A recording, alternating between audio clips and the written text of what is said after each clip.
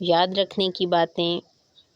عزیز ساتھیو، تکبر یہ ہے کہ کوئی ہمیں صحیح بات سمجھائے اور ہم اسے نہ مانیں اور دوسروں کو اپنے سے حقیر اور کمتر سمجھیں اور خود کو دوسروں سے بہتر سمجھیں، یہ تکبر ہے۔ اس لیے اگر ہم سے کوئی غلطی ہو جائے اور کوئی بڑا ڈانٹ دے یا سمجھا دے تو خاموشی سے سن لیں اور کہیں کہ آئندہ خیال رکھوں گا۔ ہماری کوئی بھی تعریف کرے تو یہ سوچنا اور شکر کرنا چاہیے کہ اے اللہ، یہ جو میری تعریف کر رہا ہے یہ خوبی تو آپ ہی نے مجھے عطا فرمائی ہے، اس میں میرا اپنا تو کوئی کمال ہی نہیں۔